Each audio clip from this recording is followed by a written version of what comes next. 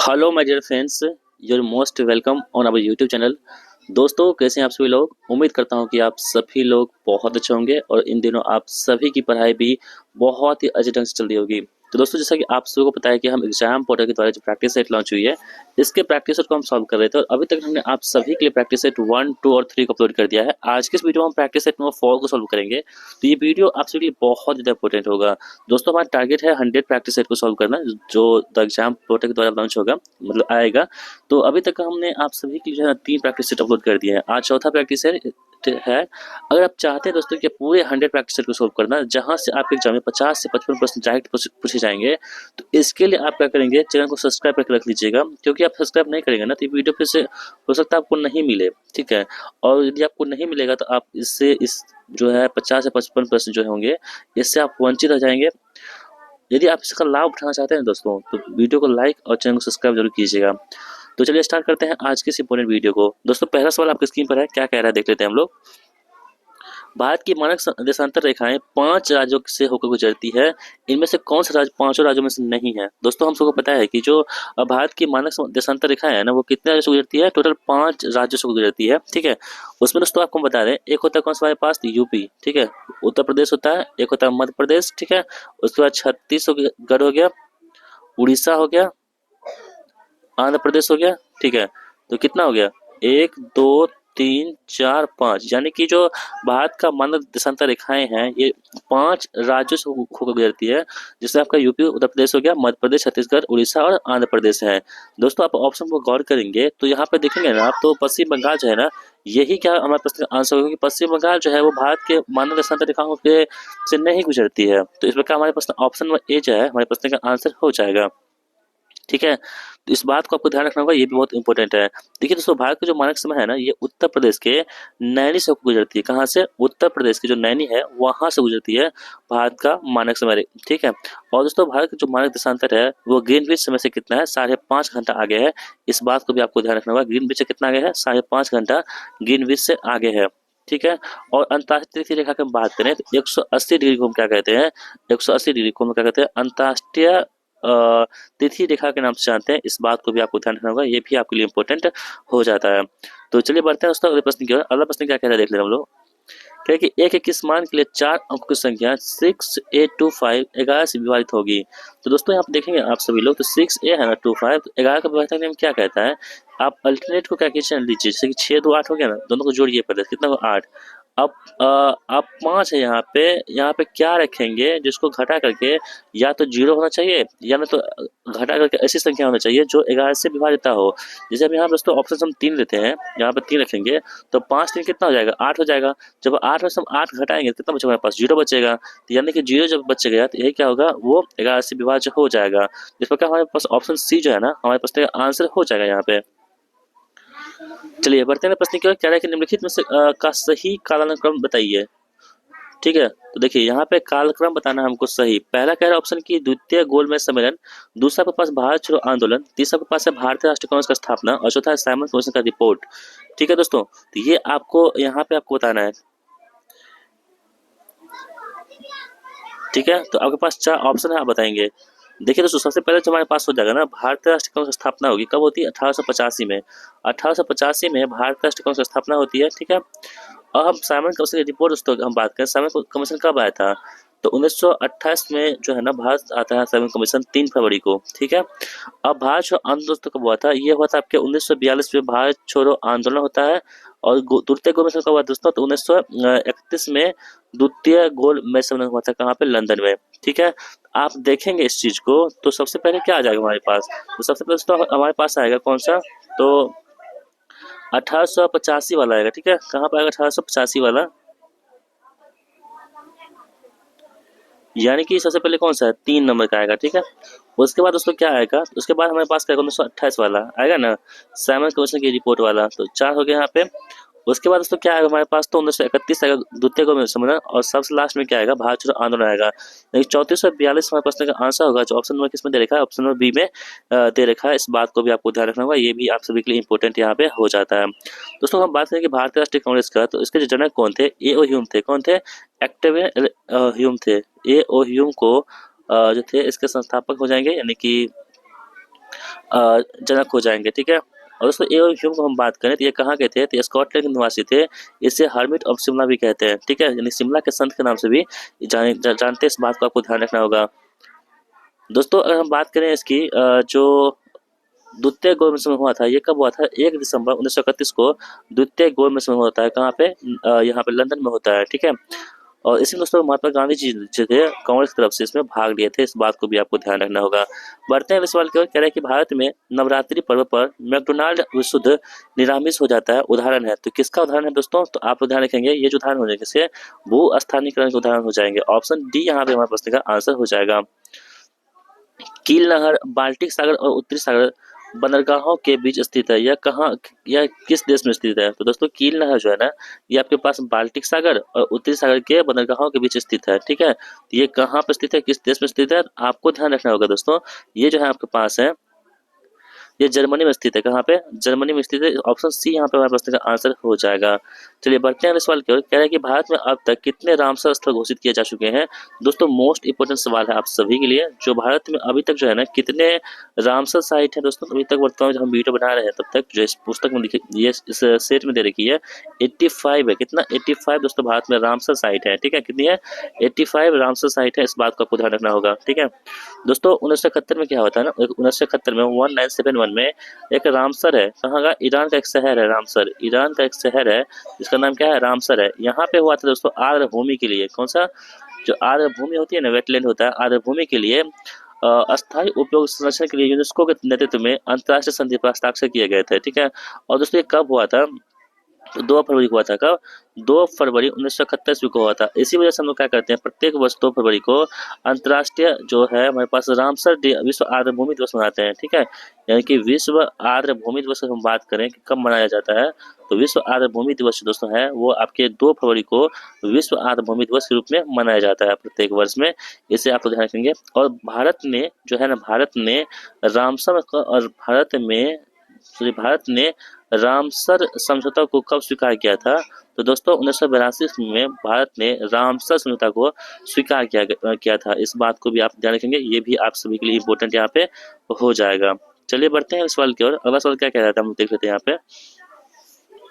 निम्नलिखित में से कौन सा G7 का स्थायी सदस्य नहीं है। ठीक है दोस्तों, जो G7 है इसका कौन सा अस्थायी सदस्य नहीं है, यहाँ पे अस्थायी सदस्य नहीं है। भारत है, कनाडा है, फ्रांस है और इटली है। तो दोस्तों आप देखेंगे यहाँ पे, तो G7 का जो अस्थायी सदस्य नहीं होगा वो कौन सा होगा, जो भारत हमारा है ये क्या होगा, G7 का अस्थायी सदस्य यहाँ पे नहीं है। ठीक है, और दोस्तों हम बात करें G7 का, तो G7 क्या है ना, एक अंतर सरकारी संगठन है। इसका स्थापना कब होती है, 1975 में इसकी स्थापना होती है G7 की। ठीक है, इस बात को भी आपको ध्यान रखना होगा, ये भी आप सभी के लिए इम्पोर्टेंट होता है। दोस्तों G7 में देश की हम बात करें तो इसमें कितने देश शामिल है यहाँ पे, तो 7 देश है, जैसे कि यूके हो गया। ठीक है, एक बार कनाडा हो गया, यूके कनाडा, उसके बाद फ्रांस दोस्तों। ठीक है, उसके बाद जर्मनी हो गया, जर्मनी के बाद आपके पास इटली हो गया, और फिर जापान हो गया, और उसके बाद दोस्तों कौन सा, अमेरिका हो गया। ठीक है, कौन हो गया, अमेरिका। तो कितने देश हो गए, 1 2 3 4 5 6 7 हो चुके हैं। G7 में कितने देश है, 7 देश है। इसमें भारत जो है ना यहाँ पे वो क्या है, अस्थायी सदस्य इसमें नहीं है। इस बात को आपको ध्यान रखना होगा, इम्पोर्टेंट है आप सभी के लिए। चलिए बढ़ते हैं सवाल क्या है कि भारतीय नौसेना दिवस कब मनाया जाता है। तो दोस्तों जो भारतीय नौसेना दिवस है ना, यानी कि नेवल डे जो मनाते हैं, वो प्रत्येक 4 दिसंबर को भारतीय नौसेना दिवस मनाया जाता है। ठीक है, इसे आप लोग ध्यान रखेंगे। और दोस्तों 15 जनवरी को हम क्या करते हैं, प्रत्येक 15 जनवरी को जो है ना थल सेना दिवस मनाया जाता है। ठीक है, थल सेना दिवस की हम बात करें अगर, तो प्रत्येक 15 जनवरी को थल सेना दिवस मनाते हैं। और 8 अक्टूबर को प्रत्येक वर्ष क्या करते हैं हम लोग, world sorry Indian air force day, Indian air force day जो है ना, इंडियन एयरफोर्स डे मनाते हैं। ठीक है, इस बात को भी आपको देखना होगा, जो 8 अक्टूबर को मनाते हैं। चलिए, और दोस्तों हमारे पास एक जो है यहाँ पे 1 अक्टूबर की हम बात करें दोस्तों, 1 अक्टूबर को हम क्या मनाते हैं, अंतर्राष्ट्रीय वृद्धजन दिवस। अंतर्राष्ट्रीय जो वृद्धजन है ना, वृद्धजन दिवस मनाते हैं। इस बात को भी आप ध्यान में रखेंगे, ये भी आपके लिए इम्पोर्टेंट हो जाएगा। कांवर झील बिहार के किस जिले में स्थित है दोस्तों, कांवर झील है ना बहुत ज़्यादा इंपॉर्टेंट है। तो कांवर झील के दोस्तों हम बात करें तो ये आपके कहाँ हो जाएंगे, बेगूसराय में हो जाएंगे। कहाँ पे, बेगूसराय में कांवर झील है। एक दोस्तों आप याद रखेंगे आप, नागी और नकटी, नागी और नकटी कहाँ पे है दोस्तों? नागी और नकटी जो है हमारे पास, ये कहाँ हो जाएगा आपके पास? तो जमुई जिला में हो जाएगा। कहाँ पे? जमुई जिला में नागी और नकटी देखने को मिलेगा। ये भी इंपॉर्टेंट आप सभी के लिए। चलिए, कह है कि अवतल दर्पण में जब वस्तु को अनंत पर रखा जाता है तो छवि कहाँ बनेगी? तो अवतल दर्पण में जब वस्तु को हम अनंत पर रखेंगे तो छवि कहाँ बनेगी दोस्तों? तो छवि बनेगी फोकस एफ पर वास्तविक उल्टी और अत्यंत संकुचित छवि बनेगी। इस प्रकार ऑप्शन देखेंगे बी हमारे प्रश्न का आंसर हो जाएगा। ठीक है दोस्तों, जो अवतल जो दर्पण होता है ना, उसमें वस्तु को फोकस पर रखने में क्या होता है? प्रतिबिंब सबसे बड़ा बनता है। यदि आपको अवतल दर्पण में सबसे बड़ा प्रतिबिंब चाहिए तो आप वस्तु कहाँ रखेंगे? फोकस पर रखेंगे। ठीक है, इस बात को आपको ध्यान रखना होगा। और अवतल दर्पण किसी भी वस्तु का वास्तविक और आभासी दोनों तरह का क्या करता है? प्रतिबिंब बना सकता है। अवतल दर्पण का इस्तेमाल हेडलाइट में, टॉर्च में और सेविंग मिरर में किया जाता है। इस बात को भी आप ध्यान रखेंगे। अगला प्रश्न क्या है कि निम्न में से कौन सा सही है यहाँ पे दोस्तों? तो आपको कौन सा यहाँ पे सही दे रखा है? आपके पास 4 ऑप्शन है। शुद्ध निवेश बराबर सकल निवेश प्लस मूल्यह्रास होता है क्या? उसके बाद कह रहा है यहाँ पे कि शुद्ध निवेश बराबर सकल निवेश माइनस मूल्यह्रास, या शुद्ध निवेश बराबर सकल निवेश माइनस ब्याज, और शुद्ध निवेश बराबर सकल निवेश प्लस ब्याज। क्या इसका आंसर होगा दोस्तों? इसका आंसर होगा शुद्ध निवेश बराबर होता है, आप सभी ध्यान रखेंगे, सकल निवेश माइनस क्या होता है? मूल्यह्रास होता है। ऑप्शन बी यहाँ पे राइट आंसर हमारा हो जाएगा। इनमें से कौन विश्व का सबसे ऊंचा ज्वालामुखी है? दोस्तों, विश्व का सबसे ऊंचा ज्वालामुखी यहाँ पे कौन सा हो जाएगा आपको बताना है। तो आप सभी लोग ध्यान रखेंगे दोस्तों, जो ओजस डेल सलाडो है ना, यही क्या होगा हमारा विश्व का सबसे ऊंचा ज्वालामुखी हो जाएगा। कौन सा? ओजस डेल सलाडो। ठीक है, इस बात को आपको ध्यान रखना होगा। ये भी आप सभी के लिए इंपॉर्टेंट यहाँ पे हो जाएगा। और दोस्तों, इसकी हम बात करें ना, TH 66893, ठीक है, मीटर की ऊंचाई पर जो है दुनिया का सबसे ऊंचा सक्रिय ज्वालामुखी है। कौन सा? ओजस डेल सलाडो। इस बात को आपको ध्यान रखना होगा। अब हम बात करें कोटोपैक्सी की दोस्तों, तो कोटोपैक्सी क्या है ना, एक सक्रिय ज्वालामुखी है। कौन सा? कोटोपैक्सी है ना, एक प्रकार का सक्रिय ज्वालामुखी है। और विश्व का सबसे ऊंचा ज्वालामुखी हम बात करें तो वो कौन सा हो जाएगा? ओजस डेल सलाडो हो जाएगा। इस प्रकार ऑप्शन हमारे प्रश्न आंसर ए जो है, ए हमारे प्रश्न का आंसर होगा। ठीक है, और विश्व की सबसे ऊंचाई पर स्थित शांत ज्वालामुखी कौन सी हो जाएगी? तो सबसे शांत ज्वालामुखी जो होगी वो कौन सा हो जाएगा दोस्तों? वो शांत ज्वालामुखी, वो कौन सा? एकांगुआ। कौन सा? एकांगुआ जो है ये विश्व के सबसे ऊंचे स्थित जो है शांत ज्वालामुखी का हो जाएगा। कौन सा? एकांगुआ होगा। इसे भी आप ध्यान रखेंगे। ठीक है, और दोस्तों हम बात करें कोहे सुल्तान, तो कोहे सुल्तान कहाँ होगा? तो कोहे सुल्तान और देवबंद ज्वालामुखी जो है कहाँ पे? ईरान में है। इस बात को भी आपको ध्यान रखना होगा। ये भी आप सभी के लिए इंपॉर्टेंट यहाँ पे हो जाएगा। कह रहा है कि किसी घन का अभ्यंतर विकर्ण 8√3 सेंटीमीटर, तो इस घन का आयतन क्या होगा? तो दोस्तों इसका आयतन कितना हो जाएगा आप ध्यान रखेंगे? 512 सेंटीमीटर क्यूब यहाँ पे हो जाएगा। ठीक है, कह रहा है कि एक निश्चित कोड भाषा में MAD को 56 लिखते हैं, CAT को 80 लिखते हैं, तो डेन को कैसे लिखेंगे? तो दोस्तों इसे आप लिखेंगे कैसे? 126 लिखेंगे। कितना? 126 यहाँ पे हो जाएगा। पाखल वन्यजीव अभयारण्य कहाँ स्थित है? ठीक है दोस्तों, इंपॉर्टेंट है आप सभी के लिए। जो पाखल वन्यजीव अभयारण्य है ये कहाँ दोस्तों आपके पास हो जाएंगे? ये वारंगल में हो जाएंगे। कहाँ पे? वारंगल में पाखल वन्यजीव अभयारण्य यहाँ पे हो जाएगा। ठीक है, इस बात को आपको ध्यान रखना है, ये भी इंपॉर्टेंट है दोस्तों। दोस्तों पाखल जो वन्यजीव अभयारण्य है ना, लगभग 860 वर्ग किलोमीटर में, 860 वर्ग किलोमीटर में दोस्तों ये क्या है? तो तेलंगाना राज्य में है। कहाँ पे? तेलंगाना में फैला हुआ है। कहाँ पे? तेलंगाना में पाखल वन्यजीव अभयारण्य जो है यहाँ पे फैला हुआ है। कितना में? 860 किलोमीटर स्क्वायर क्षेत्र में फैला हुआ है। ठीक है, आप लोग ध्यान रखेंगे, ये भी इम्पोर्टेंट है। दोस्तों हम बात करें कि चंदौली में कौन सा है? चंदौली में तो आप ध्यान रखें, यूपी का चंद्रप्रभा है। चंद्रप्रभा है यूपी में। वो किस जिले में है? तो चंदौली जिले में। यूपी के चंदौली जिले में चंद्रप्रभा जो है आपके पास अभयारण्य आपको देखने को मिलेगा। साथ ही दोस्तों हम बात करें दुधवा राष्ट्रीय उद्यान की। दोस्तों दुधवा राष्ट्रीय उद्यान जो है ना, ये कहाँ पे स्थित है? तो दुधवा राष्ट्रीय उद्यान आपके पास होगा लखीमपुर खीरी में। कहाँ पे? दुधवा राष्ट्रीय उद्यान जो है ना, ये भी कहाँ का? यूपी का है। और यूपी किस जिले का है? तो लखीमपुर खीरी का है। ठीक है, लखीमपुर खीरी का है। और सिवनी जो दोस्तों है ना, जिले में क्या है? तो ये पेंच जो आप देखेंगे, पेंच राष्ट्रीय उद्यान जो है मध्य प्रदेश में है ना, पेंच राष्ट्रीय उद्यान मध्य प्रदेश में। तो दोस्तों ये कहाँ है आपके पास? सिवनी जिले में। ठीक है, सिवनी जिले में पेंच राष्ट्रीय उद्यान है। इस बात को आपको ध्यान रखना, ये भी इम्पोर्टेंट है। तो कुछ इंपॉर्टेंट आपको हम बता दें, जैसे कि आप जानेंगे जो केवला देव है ना, केवला देव, तो केवला देव राष्ट्रीय उद्यान कहाँ पे है? तो कहाँ पे दोस्तों? राजस्थान में। कहाँ पे? राजस्थान में केवला देव राष्ट्रीय उद्यान मिलेगा आपको। और घाना राष्ट्रीय उद्यान कहाँ पे है? तो जो केवलादेव धाना राष्ट्रीय उद्यान है ना, पहले इसको हम क्या बोलते थे, भरतपुर पक्षी अभयारण्य कहते थे, अब उसका नाम चेंज करके केवलादेव रख दिया गया है। बढ़ते हैं अगले प्रश्न की ओर। क्या है कि भारत के खिलाफ आंदोलन के बारे में क्या सही है, ठीक है। तो कौन सा कथन यहाँ पे सही दे रखा है। पहला कथन है कि यह जलियांवाला बाग को के नरसिंहार के खिलाफ एक आंदोलन था। दूसरा है कि यह भारत में मुगल शाही परिवार को पुनः बहाल करने के लिए एक आंदोलन था। यह पाकिस्तान की मांग का एक आंदोलन था, और यह तुर्की सुल्तान के समर्थन में एक आंदोलन था। तो दोस्तों यहाँ पे क्या सही हो जाएगा आपके अकॉर्डिंग। तो यहाँ पे दोस्तों आप देखेंगे ना,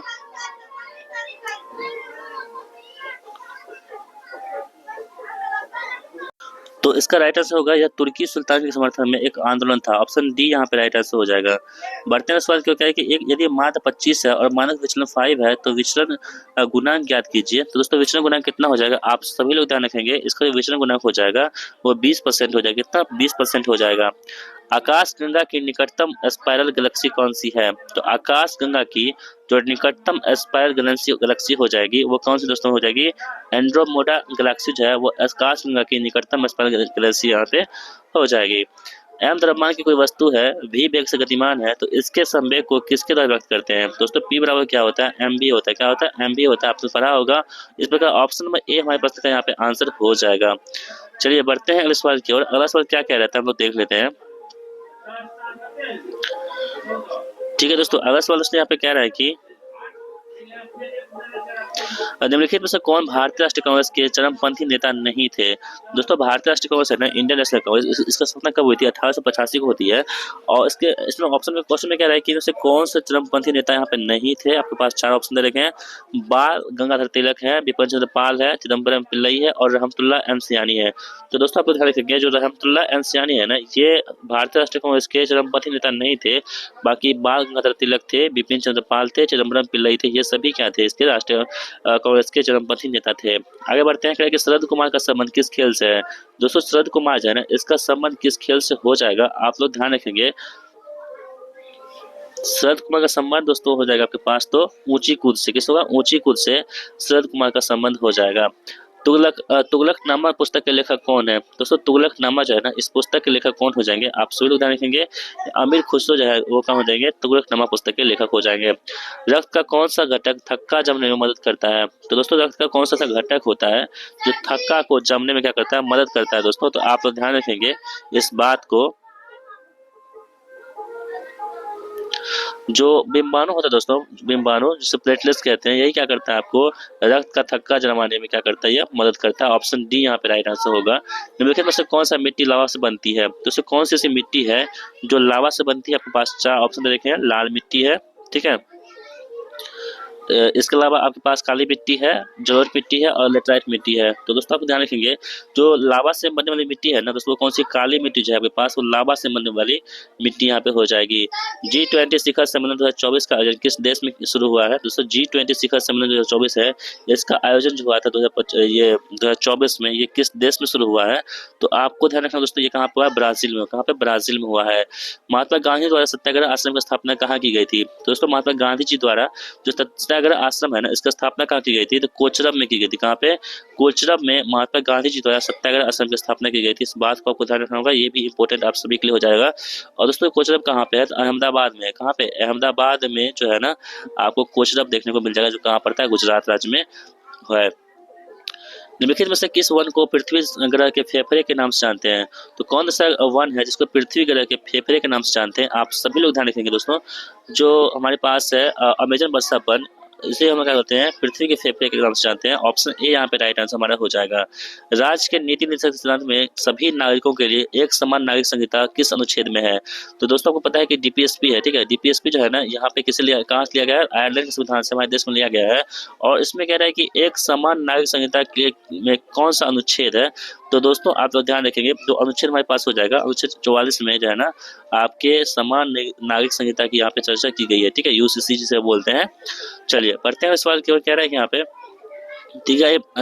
आकृति में लुप्त ज्ञात कीजिए, ठीक है। तो ये पास एक रीजनिंग है, आप लोग इसे बना लेंगे खुद से। और ब्लड प्रेशर कितना पड़ 85 इसका आंसर हो जाएगा। निम्न में से किस कैल्शियम अवयवी का उपयोग दंत मंजन यानी कि टूथपेस्ट के एक हल्के अपघर्षक के रूप में करते हैं? तो दोस्तों किस किस यौगिक का उपयोग जो है ब्रो दंत मंजन के एक हल्के अपघर्षक के रूप में इस्तेमाल करते हैं? तो आप लोग ध्यान रखेंगे इस बात को, वो होता है कैल्शियम कार्बोनेट का इस्तेमाल करते हैं। दिए गए शब्द का अगला पद क्या होगा? तो अगला पद दोस्तों यहाँ पे क्या हो जाएगा, आप लोग ध्यान से देखेंगे इस बात को, तो इस क्वेश्चन को ध्यान से पढ़िए और इसका अगला शब्द क्या होगा 144 हो जाएगा। कितना 144 यहाँ पे हो जाएगा। ठीक है, ये कितना होता है 2 का क्यूब कितना 8 हुआ ना, 4 का स्क्वायर हो गया। ठीक है, फिर से 3 का 6 का क्यूब, फिर से 8 का स्क्वायर, फिर से 10 का क्यूब, फिर से यहाँ पे 12 का स्क्वायर होगा, कितना होगा 144 हो जाएगा। औरंगजेब की मृत्यु के समय मराठा साम्राज्य का नेतृत्व किसके पास था? जब औरंगजेब की मृत्यु हुई थी दोस्तों, उस वक्त जो मराठा साम्राज्य था इसका नेतृत्व किसके पास में था? आप लोग ध्यान रखेंगे इस बात को, ये इंपॉर्टेंट प्रश्न आप सभी के लिए हो सकता है दोस्तों। वो था ताराबाई के पास। किसके पास? ताराबाई के पास था। ठीक है, इस बात को ध्यान रखना होगा, इंपॉर्टेंट। निम्नलिखित में से किसे रसायनों का राजा कहते हैं? तो किसको रसायनों का राजा कहते हैं? नाइट्रिक अम्ल को, लैक्टिक अम्ल को, सल्फ्यूरिक अम्ल को और सोडियम क्लोराइड को। ठीक है, तो दोस्तों आपको ध्यान रखना होगा इस बात को, जो रसायनों का राजा कहते हैं ना, जो सल्फ्यूरिक अम्ल होता है, सल्फ्यूरिक अम्ल, इसे हम लोग क्या कहते हैं? रसायनों का राजा कहते हैं। ऑप्शन बी यहाँ पे राइट आंसर हमारा हो जाएगा। अमेरिका में नागरिक अधिकार आंदोलन किसके नेतृत्व में चलाए गए थे? तो दोस्तों अमेरिका में जो नागरिक अधिकार आंदोलन है ये किसके नेतृत्व में चलाए गए थे? आप सभी लोग ध्यान रखेंगे इस बात को, ये भी इंपॉर्टेंट हो सकता है आप सभी के लिए। तो दोस्तों मार्टिन लूथर किंग जूनियर के नेतृत्व में ये चलाया गया था। खास श्रृंखला के इंटरलिंकिंग पैटर्न को क्या कहते हैं? तो खास श्रृंखला के इंटरलिंकिंग पैटर्न को हम लोग क्या कहते हैं दोस्तों? हम लोग खाद्य जाल के नाम से जानते हैं। डैश रुधिर में पैदा होने वाले सूक्ष्म जीवों को फंसाकर रुधिर स्पंदक यानी फिल्टर के रूप में काम करता है। दोस्तों जो रुधिर यानी कि जो हमारे पास ब्लड होता है ना, तो ब्लड की जो फिल्टर का काम कौन करता है? तो आप सभी लोग ध्यान रखेंगे दोस्तों, जो ब्लड को फिल्टर का काम करता है वो किसका काम होता है? तो प्लीहा का काम होता है। ऑप्शन सी यहाँ पे निस्यंदक के रूप में काम करता है। दोस्तों कौन करता है? तो यहाँ पे प्लीहा करता है। चलिए अगला प्रश्न क्या है कि हर वर्ष 22 मार्च को मनाए जाने वाले बिहार दिवस का क्या महत्व है? दोस्तों आप सबको पता है कि बिहार दिवस हम लोग कब मनाते हैं? तो 22 मार्च को प्रत्येक वर्ष में क्या करते हैं? बिहार दिवस मनाते हैं। तो इसका मनाने का क्या महत्व है दोस्तों? आपके पास यही सवाल है। ठीक है, आप लोग ध्यान से पढ़ेंगे इस बात को, इस सवाल को, तो आपको पता चलेगा कि 1912 में बिहार के बंगाल प्रेसिडेंसी से पृथक होने की याद में जो है ना आप सभी के लिए क्या करते हैं? बिहार दिवस को मनाया जाता है। ठीक है, अगला सवाल कह रहे हैं यहाँ पे कि हबूब किस शीतल हवा है? हबूब किसकी शीतल हवा है दोस्तों? तो हबूब जो है ना, हबूब ये क्या एक ठंडी हवा है। कहाँ की? हबूब। तो हबूब कहाँ की है दोस्तों? आपको ये प्रश्न पूछा जा रहा है। तो हबूब कहाँ का? सूडान का है। कहाँ का? सूडान का। कौन सा? हबूब हो जाएगा। पश्चिमी विक्षोभ कहाँ से उत्पन्न होती है? दोस्तों पश्चिमी विक्षोभ जो है कहाँ से उत्पन्न होती है? तो ये कहाँ से होती है? भूमध्य सागर से क्या होती है? पश्चिमी विक्षोभ उत्पन्न होती है। किसी राज्य में विधान परिषद की स्थापना और समाप्ति का प्रावधान किस अनुच्छेद में किया गया है? तो किसी भी राज्य में विधान परिषद की हम बात करें दोस्तों, तो किसी भी राज्य में विधान परिषद की स्थापना और समाप्ति का जो प्रावधान है ये किस अनुच्छेद में है, किस आर्टिकल में है? आप सभी लोग ध्यान रखेंगे। ये जो हमारे पास आर्टिकल हो जाएगा तो 169 में, कितना 169 में आपके विधान परिषद की स्थापना और समाप्ति के प्रावधान की अनुच्छेद में चर्चा की गई है। इस बात को आपको ध्यान रखना, ये भी इम्पोर्टेंट है। ठीक है, और दोस्तों हम बात करें विधान जो परिषद की संरचना की हम बात करें तो 171 में विधान परिषद की संरचना की बात की गई है। इस बात को आपको ध्यान रखना। चलिए अगला सवाल क्या है कि राइबोसोम में कितने प्रकार के प्रोकैरियोटिक पाया जाता है? राइबोसोम में कितने प्रकार के प्रोकैरियोटिक पाए जाते हैं? 70 टाइप के, 80 टाइप के, ठीक है, 72 टाइप के या 75 टाइप के? दोस्तों राइबोसोम जो होते हैं वो कितने प्रकार के प्रोकैरियोटिक पाए जाते हैं? तो 70 टाइप के क्या होते हैं? प्रोकैरियोट पाए जाते हैं। इनमें से किसे वर्ष 2024 में पद्म भूषण पुरस्कार नहीं दिया गया है? तो आपके पास 4 ऑप्शन दे रखे हैं दोस्तों, इसमें किसको पद्म भूषण पुरस्कार नहीं दिया गया है? तो दोस्तों हमारे पास है ना राम लाल बैराट, इसको नहीं दिया गया। बाकी हरमुज सजी एंड कामा को मिला है, मिथुन चक्रवर्ती जी को मिला है और सीताराम जिंदल को मिला है। ठीक है, इन तीनों को मिला है, जबकि चौथा नंबर जो है इनको नहीं मिला है। 1857 के विद्रोह के समय पटना का कमिश्नर कौन था? मोस्ट इंपोर्टेंट सवाल दोस्तों। 1857 के विद्रोह के समय पटना का कमिश्नर यहाँ पे कौन हो जाएगा? तो दोस्तों हो जाएगा कौन से? विलियम टेलर जो थे 1857 क्रांति के समय में कौन से पटना के कमिश्नर थे। निम्नलिखित में से किस किरण की आयरन शक्ति क्या होती है? अत्यधिक होती है। तो दोस्तों जो किसकी आयरन शक्ति होती है वो क्या अत्यधिक होती है? जो अल्फा किरण होती है ना, इसकी आयरन क्षमता क्या होती है? वो अत्यधिक होती है। यदि 2 सेंटीमीटर भुजा के एक वर्ग ए को 2 सेंटीमीटर भुजा वाले वर्ग बी से जोड़ दिया जाए तो ए तथा बी को जोड़ने पर निर्मित चित्र का क्षेत्रफल क्या होगा? तो दोस्तों इसका क्षेत्रफल क्या हो जाएगा? 8 हो जाएगा। इंडियन ओपिनियन पत्रिका के प्रथम संपादक कौन थे? इंडियन ओपिनियन की जो प्रथम पत्रिका है इसके प्रथम संपादक कौन हो जाएंगे? आप सभी तरह देखेंगे तो मनसुखलाल नजर जो है ना वो इंडियन ओपिनियन पत्रिका के क्या हो जाएंगे? प्रथम संस्थापक हो जाएंगे। ठीक है, आगे बढ़ते हैं। क्या है कि प्रकाश की एक किरण जब विरल माध्यम से सघन माध्यम में प्रवेश करती है तब क्या होता है? तो प्रकाश की किरण जब विरल से सघन में जाएगा दोस्तों, तो आपको पता है क्या होगा? ऑप्शन को देख लीजिए, उसके बाद आंसर ढूंढने की कोशिश कीजिए। ठीक है, तो दोस्तों क्या होता है कि अभिलंब की ओर क्या होगी? मुड़ जाएगी। जब भी विरल से हम सघन में जाएंगे तब प्रकाश की किरणें क्या होती है? अभिलंब की ओर मुड़ जाती है। ठीक है, ऑप्शन डी यहाँ पे राइट आंसर हमारा हो जाती है। भारत का शेक्सपियर किसे कहते हैं? दोस्तों भारत का शेक्सपियर जो है शेक्सपियर किसे कहते हैं? तो आप सभी लोग ध्यान रखेंगे, जो भारत का शेक्सपियर कहते हैं कालिदास को हम क्या कहते हैं? भारत का शेक्सपियर के नाम से जानते हैं। डॉक्टर भीमराव अंबेडकर ने किस अधिकार को संविधान की आत्मा कहा है? तो दोस्तों जो डॉक्टर भीमराव अंबेडकर साहब हैं, इन्होंने किसको जन भारत की संविधान की आत्मा कहा है? तो दोस्तों इस बात को आपको ध्यान रखना होगा, जो संवैधानिक उपचारों का अधिकार है ना, इनको क्या क्या भारत की आत्मा के नाम से कहा है किसने? डॉक्टर साहब भीमराव अंबेडकर ने। अगला प्रश्न है कि पादप ग्लूकोज को डैश के रूप में संग्रहित और स्टोर करता है। दोस्तों पादप जो है ना ग्लूकोज को किसके रूप में संग्रहित करता है? तो आप सभी लोग ध्यान रखेंगे, जो पादप होती है ग्लूकोज को स्टार्च के रूप में क्या करता है? संग्रह करता है। ठीक है, यहाँ पे कह रहे हैं कि पाश्चीकृत करने के लिए दूध को कितना डिग्री सेंटीग्रेड पर 15 से 30 सेकंड के लिए गर्म करते हैं और फिर एकाएक ठंडा कर उसका भंडारण करते हैं, तो इसे क्या बोलते हैं? पाश्चीकरण कहते हैं। और इसमें कितना डिग्री पर करते हैं ये सभी चीजें, तो आपको ध्यान रखना होगा दोस्तों। 70 डिग्री सेंटीग्रेड पर करते हैं। ठीक है, 70 डिग्री सेंटीग्रेड पर। बंगाल का प्रथम गवर्नर जनरल कौन था? दोस्तों बंगाल का प्रथम गवर्नर जनरल है वो कौन हो जाएंगे? आपको बताना है। यहाँ पे आपके पास 4 ऑप्शन दोस्तों, इसका आंसर क्या होगा? वारेन हेस्टिंग्स थे बंगाल के प्रथम गवर्नर जनरल यहाँ पे हो जाएंगे।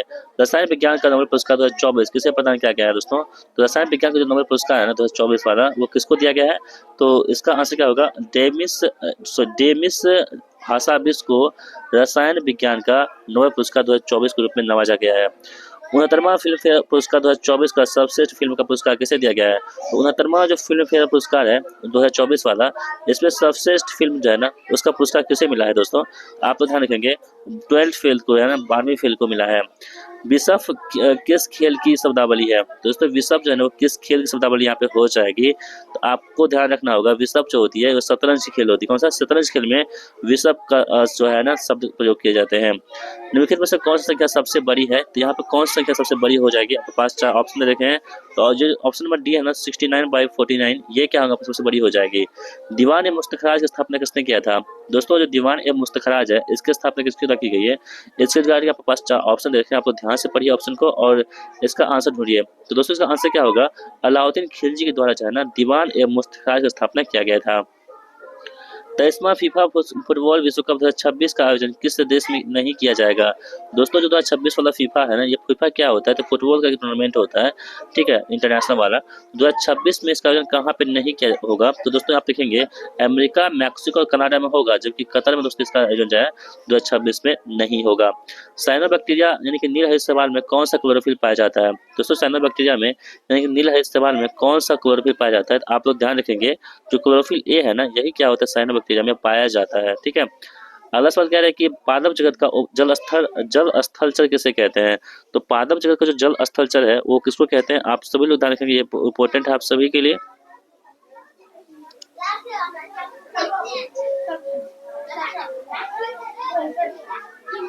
तो दोस्तों आप देखेंगे यहाँ पे, आप ऑप्शन को देख लीजिए पहले और इसका आंसर ढूंढने की कोशिश कीजिए। दोस्तों जो पादप जगत है ना इसके उभयचर बोलते हैं, तो उसे बोलते हैं ब्रायोफाइटा को हम क्या कहते हैं? पादप जगत का उभयचर के नाम से जानते हैं। सफेदी करने के 2-3 दिन बाद दीवारों पर चमक आ जाती है, क्यों? दोस्तों सफेदी करने के बाद जो है ना दीवारों पर 2-3 दिन बाद चमक आ जाती है, इसका कारण क्या है? कि कैल्शियम कार्बोनेट के कारण। कैल्शियम कार्बोनेट के कारण जो है ना सफेद करने पर दीवारों पर चमक आ जाती है। क्लोर अल्कली प्रक्रिया में कौन से उत्पाद निर्मित होते हैं? तो क्लोर अल्कली प्रक्रिया में कौन सा उत्पाद निर्मित होते हैं?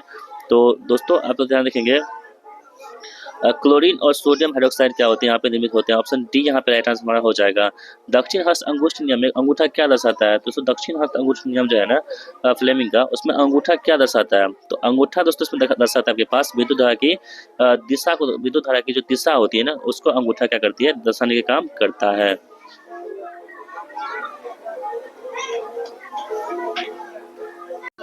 चलिए बढ़ते हैं सवाल की ओर। कह रहा है कि दो तंत्रिका कोशिका के मध्य खाली स्थान को क्या कहते हैं?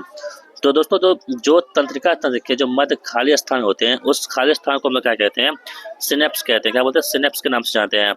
ध्वनि संचित हो सकती है दोस्तों, ध्वनि जो होती है साउंड जो होती है वो संचित हो सकती है किसमें? देखिए ध्वनि जो होती है दोस्तों वो मतलब किसी में उसको संचित करने के लिए किसी किसी मीडियम की आवश्यकता होती है। यानी कहने मतलब ये हुआ कि ध्वनि जो है ना निर्वात में गमन नहीं कर सकती है दोस्तों, ठीक है। तो यहाँ पे दोस्तों जो ठोस द्रव और गैस जो है ना इसमें ध्वनि संचित कर सकती है, यानी किसी किसी मीडियम में होना चाहिए, ठीक है। और सबसे अधिक इसमें ठोस में क्या होती है, सबसे अधिक जो ध्वनि संचित होती है। किसी निश्चित ताप पर यदि विलयन में और विलय पदार्थ नहीं घुलता है तो उस विलयन को क्या कहते हैं? तो किसी निश्चित ताप पर यदि विलयन में और विलय पदार्थ नहीं घुलता है तो उस विलयन को हम लोग क्या कहते हैं? तो दोस्तों आप लोग ध्यान रखेंगे उस विलयन का क्या कहते हैं, उस विलयन को हम लोग कहते हैं संतृप्त विलयन कहते हैं। क्या बोलते हैं? संतृप्त विलयन कहते हैं। ऑप्शन सी यहाँ पे राइट आंसर हमारा हो जाएगा, ठीक है। चलिए बढ़ते हुए सवाल की ओर। कि गर्दन तथा सिर को जोड़ने वाली संधि को क्या कहते हैं? तो गर्दन और सिर को जो जोड़ने वाली संधि होती है उस संधि को हम लोग क्या कहते हैं? धुराद्र संधि कहते हैं। क्या बोलते हैं? धुराद्र संधि के नाम से जानते हैं। जनहित याचिका की अवधारणा किस देश में उत्पत्ति हुई थी? दोस्तों जो जनहित याचिका है ना इसकी अवधारणा किस देश में इसकी उत्पत्ति होती है जनहित याचिका की? तो आप लोग ध्यान रखेंगे जो जनहित याचिका है इसके मतलब की उत्पत्ति किस देश में होती है? तो दोस्तों ये कहाँ पर होती है? अमेरिका में। कहाँ पे? USA में जनहित याचिका की उत्पत्ति होती है। भारत की संसद किसी राज्य में किसका उसका राज्य क्षेत्र अलग करके अथवा दो या अधिक राज्यों को मिलाकर नए राज्य का निर्माण कर सकती है। यह प्रावधान भारतीय संविधान के किस अनुच्छेद में है? तो नए राज्यों का जो मिलाकर नए राज्य, कई अधिक राज्यों को मिलाकर जो नए राज्य बनाने का प्रावधान है दोस्तों, यह संविधान के किस अनुच्छेद में इसकी चर्चा की गई है? तो आप सभी ध्यान रखेंगे ये अनुच्छेद नंबर 3 में इसकी चर्चा की गई है।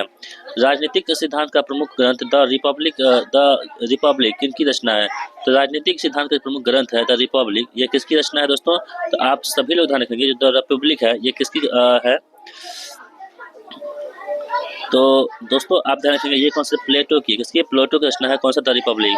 विधि द्वारा स्थापित प्रक्रिया किस देश से लिया गया है? तो विधि द्वारा स्थापित प्रक्रिया है ये किस देश संविधान से लिया गया है दोस्तों? तो आप लोग ध्यान रखेंगे जो विधि द्वारा स्थापित प्रक्रिया हमारे पास है, आपके पास 4 ऑप्शन देखें, इसका आप आंसर ढूंढिए। ये हो कौन सा? जापान से लिया गया। कौन सा? जापान से विधि द्वारा स्थापित प्रक्रिया को लिया गया है। मंत्रिपरिषद के आकार की अधिकतम सीमा को निर्धारित करने वाली 91वां संविधान संशोधन अधिनियम कब पारित किया गया था? तो दोस्तों ये संविधान संशोधन है ना ये आपको कब पारित किया गया था? तो वर्ष 2003 में इसको पारित किया गया था, ठीक है। एक सेकेंड,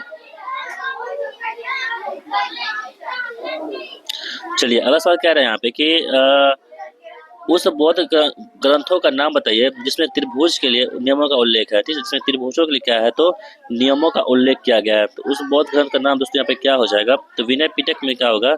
इसमें नियम की चर्चा की गई। उसमें विनय पिटक में नियम की चर्चा की गई है, ठीक है। और सुत्त पिटक में क्या है? तो सुत्त पिटक में आप क्या हो जाएंगे? तो बुद्ध के उपदेश दिए गए हैं। किसमें? सुत्त पिटक में आपके बुद्ध के उपदेश दिए गए। बुद्ध के उपदेश दिए गए किसमें? सुत्त पिटक में, ठीक है।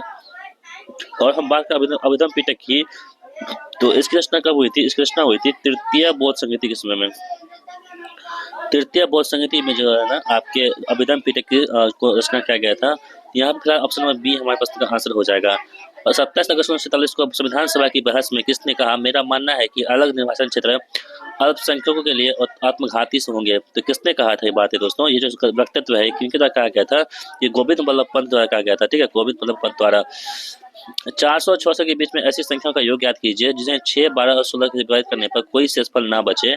तो दोस्तों इसका राइट आंसर क्या होगा? ऑप्शन में बी 2016 हो जाएगा। फिर से एक सवाल है, एक जो रीजनिंग का सवाल है, आप लोग इसे ध्यान से पढ़ेंगे और बनाने की कोशिश करेंगे। इसका आंसर दक्षिण आ जाएगा। एक्सेल में कोई भी फंक्शन कौन सी फंक्शन की एडिट मोड में जाने में, एक्सेल में कौन सी फंक्शन कुंजी ऐसी होती है जो एडिट मोड में जाने में क्या करती है? मदद करती है। तो दोस्तों कौन सी होती है? F2 जो होती है यहाँ पे एडिट मोड में जाने में एक्सेल में जो है मदद करती है। कोबल का पूर्ण रूप क्या होता है दोस्तों? कोबल जो हमारे पास है कोबल, इसका पूर्ण रूप क्या होता है आप तो ध्यान रखेंगे। कोबल मतलब क्या होता है? ये कंप्यूटर का बेसिकली एक लैंग्वेज होता है कोबल, ठीक है। इसका मतलब दोस्तों क्या होता है कि कॉमन बिजनेस ओरिएंटेड लैंग्वेज होता है। ऑप्शन सी यहाँ पे राइट आंसर हमारा हो जाएगा। वह क्षेत्र जहाँ किसान केवल सब्जियों में विशेषता रखते हैं, इस प्रकार की खेती को क्या कहते हैं? तो दोस्तों इस प्रकार की खेती क्या बोलते हैं? हम लोग ट्रक फार्मिंग कहते हैं। क्या बोलते हैं? ट्रक फार्मिंग के नाम से जानते हैं। क्या बोलते हैं? ट्रक फार्मिंग के नाम से जानते हैं। अगला सवाल कह रहा है कि एक फिर से क्वेश्चन है मैथ्स का, आप लोग इसे सॉल्व करेंगे। बहुत ही आसान सवाल है, इसका आंसर 93 आ जाएगा, ठीक है। फिर से एक सवाल है, फिर से आप सॉल्व करेंगे, ठीक है दोस्तों। यदि आप लोग कहेंगे ना तो हम नेक्स्ट वीडियो से मैथ्स को भी सॉल्व करेंगे। बाकी हम सोचते हैं कि आप लोग मैथ्स पे तो ध्यान नहीं देते होंगे, क्योंकि आपका तो मेन है पीटी में आपका जी के जीएस ही है। तो यहाँ पे option number A 120 centimetre square का आंसर हो जाएगा।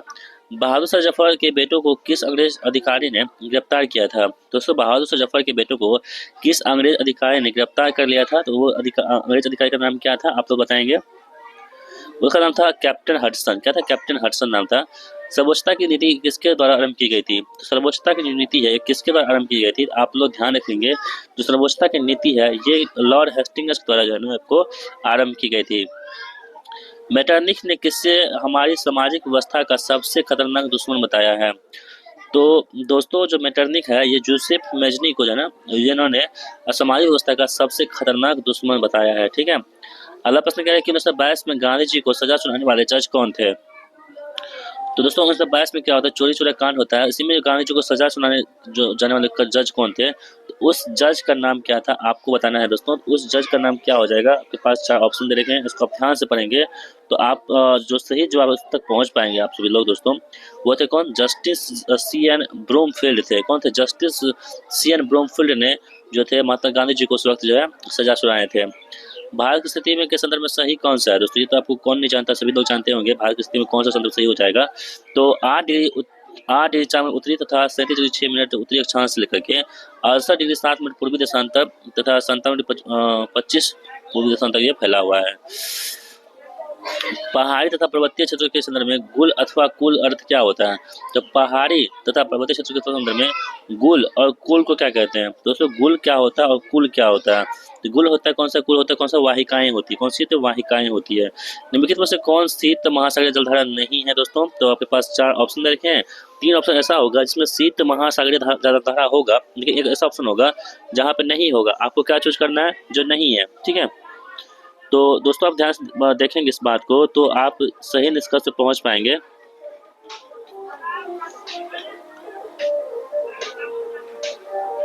ठीक है, तो आप पास 4 ऑप्शन दे रखे हैं, आप ध्यान से पढ़िए, इसका आंसर देने की कोशिश कीजिए।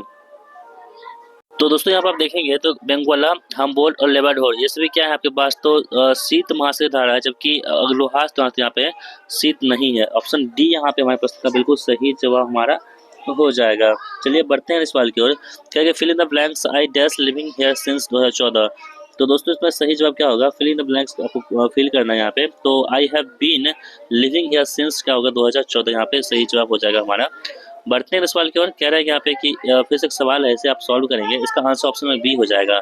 पवन का संधि विच्छेद क्या होता है? तो पवन जो होता है ना, पवन का संधि विच्छेद क्या होता है? तो ये होता है पो प्लस अन पवन होता है। इनमें से कौन छायावादी कवि है? ठीक है, तो दोस्तों जो जयशंकर प्रसाद जी हैं ये क्या होंगे? छायावादी कवि होंगे। बाकी दिनकर, नागार्जुन और धूमिल ये क्या होंगे? छायावादी कवि नहीं है। हिमाद्री तुंग श्रृंग से क्या है? हिमाद्री तुंग श्रृंग से क्या मतलब है दोस्तों? ये क्या है? प्रयाण गीत है। सिया राम मैं सब जग जानी, करूं प्रणाम जोरू जुग पानी। यह गोस्वामी तुलसीदास की रचना किस कृति से ली गई है? तो दोस्तों ये कृति कौन सी हो जाएगी हमारे पास? तो रामचरितमानस से ली गई है, ठीक है। क्या 3 से 4 बजे के बीच में कब मिनट की सुई घंटे की सुई से 7 मिनट आगे हो जाएगी? ठीक है, तो कब हो जाएगी दोस्तों? 3:24 पे हो जाएगी। नासाउ किस देश की राजधानी है? दोस्तों नासाउ जो है ना वो किस देश की यहाँ पे कैपिटल हो जाएगी, राजधानी हो जाएगी? तो दोस्तों ये कौन सी जाएगी? बहामास की राजधानी कौन सी जाएगी? नसाउ। पीएम मोदी को ऑर्डर ऑफ मुबारक अल कबीर सम्मान किस देश ने प्रदान किए हैं? तो पीएम मोदी को जो ऑर्डर ऑफ मुबारक अल कबीर सम्मान है ये किस देश द्वारा दिया गया दोस्तों? तो ये कुवैत के द्वारा दिया गया, कुवैत के द्वारा दिया गया है। विमेंस अंडर 90 एशिया कप 2024 का खिताब किसने जीता है? तो विमेंस अंडर 90 जो एशिया कप 2024 है इसका खिताब जीत लिया कौन सा? भारत ने जीत लिया, अपना देश भारत ने जीत लिया है। उदयपुर वन्यजीव अभयारण्य बिहार के किस जिले में स्थित है? दोस्तों उदयपुर जो वन्यजीव अभयारण्य है ये कहाँ हो जाएंगे? तो आपके पास पश्चिमी चंपारण हो जाएगा। पश्चिमी चंपारण में आपको उदयपुर वन्यजीव अभयारण्य देखने को मिलेगा। और लास्ट में हमारे पास है कि बिहार का कौन सा जिला जूट उत्पादन में अग्रणी है। ठीक है दोस्तों, यदि आप हमारे जो कम्युनिटी पोस्ट में जो पोस्ट डालते हैं, यदि आप उसको देखते होंगे तो उसमें हम आपको पूछे थे प्रश्न कि बिहार का कौन सा जिला जूट उत्पादन में टॉप पर है दोस्तों। तो इसका आप आंसर बताएं कहाँ पे, कमेंट बॉक्स में। देखते हैं कितनों को पता है। ठीक है दोस्तों, अगर आपको इसका आंसर पता है ना तो आपसे रिक्वेस्ट करते हैं प्लीज़ इसका आंसर आप कमेंट बॉक्स में देंगे। बाकी से वीडियो आपको कैसा लगता है, हमारा प्रयास आपको कैसा लगता है, अपने आप हमारा प्रयास फिर कुछ बातें जो है कुछ सजेस्ट हमें आप कमेंट बॉक्स में कर सकते हैं कि हमारा वीडियो आपको कैसा लगता है। बाकी दोस्तों, यदि आपको सिर्फ पीडीएफ प्राप्त करनी है तो पीडीएफ हमारे टेलीग्राम चैनल पर अपलोड होगा, जिसका लिंक हमने इसी वीडियो के डिस्क्रिप्शन बॉक्स में दे रखी है। आप लोग टेलीग्राम को जरूर ज्वाइन कीजिएगा, क्योंकि वहीं पर आपको पीडीएफ प्रोवाइड की जाएगी। चलिए मिलते हैं नेक्स्ट वीडियो में, तब तक के लिए जय हिंद, वंदे मातरम।